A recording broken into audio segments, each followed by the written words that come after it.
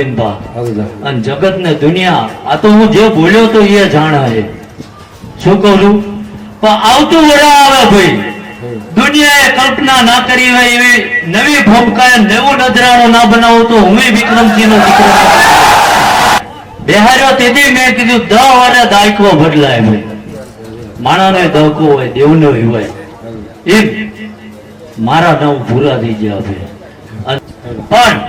આ તો તમારે જે સાંભળ્યું હતું એ બનાવ્યું પણ જગતે વિચાર્યું ના હોય જગતે કદાચ કલ્પના ના કરી હોય જ્યાં માણાનું મગજ ઉભું રહે જો એવું કદાચ નજરાણું આ ધરતી ઉપર રચી ના જતો રહ્યો તો હું આ ભરત વળ્યો નતો જરૂરી નહીં ગોવિંદભા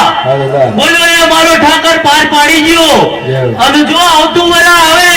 આ નાભે પડ્યું છે એ દુનિયા જો એવું ના બનાય તો મારી ભૂવા પડીમાં ફેર પડે વધુ બોલવું નહીં કાલનું માણા આવ્યું છે ભાઈ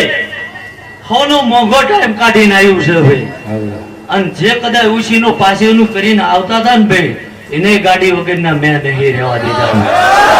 તો એવું કે તમારે ઉશીના લેવાના દાડા આયા તો એ વાતમાં માલ નહીં ભાઈ અને કાતો તારી કગરમાં ફેરવાય નકર તારું મારી ધજા સામું ધ્યાન ના હોય ભાઈ એટલે હોનું હારું મારો ઠાકર કરશે ભાઈ અને જગત તો કદાચ રૂપિયા પૈસા ભેગા કરી લે ભાઈ જીવું તે જેથી જવું તેથી મારી જોડી જોઈ લેવાનું જો આના નામ સિવાય કઈ નીકળે તો એને સિક્કા મારેલા 9 વર્ષે ફેલ પડી જાય સારું થશે ભાઈ ગોવિંદભા તારો ભાવ હતો પણ મેં 2 વર્ષથી નીમ લઈ લીધું ધૂણવું નહીં ભાઈ ધૂણીનો મને વિરોધ નથી પણ કઈક નવું કરવું છે ધર્મ જાગ્યો છે અને જો ધર્મે કદાચ ગરીબીમાં બાવડું જાગ્યું છે ને મારો ઠાકર એવું વચન આપો ગોવિંદભા સમય ગમે એવો આવે પણ દેવના મહાદેવના દરવાજા લગી મારો ઠાકર એવું કે આ આંગળી મૂકો ને તો તારી મારી ઓળખાણ નકાવી પડી તો હું ઘટ્યું ભાઈ એટલે જગત કદાચ આ દોડે આવી જઈને સુખી થઈ જાય એવો ગાંડો નહીં ભાઈ સમજાય એમ ભાઈ આ મૂર્ખના માટલામાં મોતી ના રહે કોઈ દાડો ભાઈ એટલે મારો ઠાકર એવું કહે છે કે કોણ કોણ પોતાનો સમય જેવો કાઢીને આવ્યું છે ગોવિંદભા ઓછીનું પાછીનું માણા કરીને આવ્યું છે શું કહું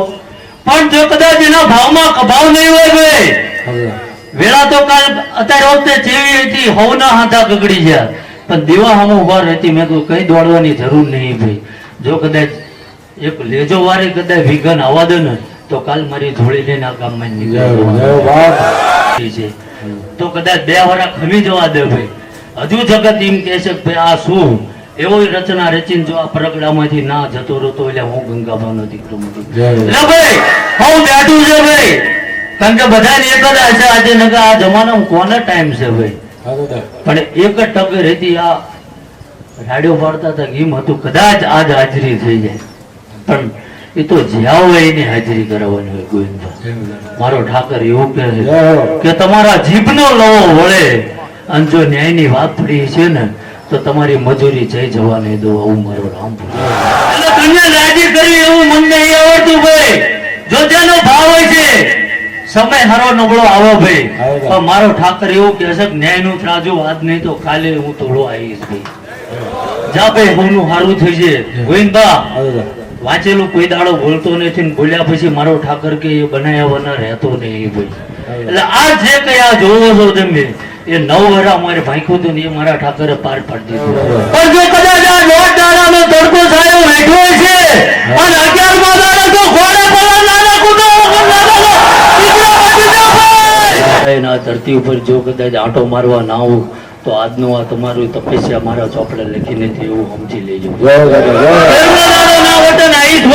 આવું મારો રામ બોલે છે ભાઈ ગોવિંદભા અને તમે કલ્પના ના કરી હોય એ આવતા વર્ષ જો ના બનાવીને આવું ને તમારી ભુવાપણીમાં ફેર પડી જશે ભાઈ હોનું હારું મજા મારું મહેમાન છે ભાઈ આયા એને બધાને હાચવજો અને કદાચ તમે જો કદાચ વાપરો એનેથી હવાયું કરીને કદાચ 3 દાડે ભેગું ના કરું તો મારી ભુવાપણીમાં ફેર પડી જાય માગ્યું નહીં કોઈ દાડો માગતા નહીં ભાઈ માણસ તો મૂર્ખ છે આવડે એ બોલ છે ભાઈ તો કદાચ આ ધર્મનો આઠાનો જો કદાચ મેં ખીચામાં નહીં નાખ્યો હોય શું કહું ગોવિંદભા આ ધર્મનો આઠાનો મેં ખીચામાં નહીં નાખ્યો હોય તો કદાચ આવતું વરા બને અને મારો ઠાકર એવું કહે કે આ શબ્દો આ વાક્ય રચના અને જો આફલે ના ટાકી દો ને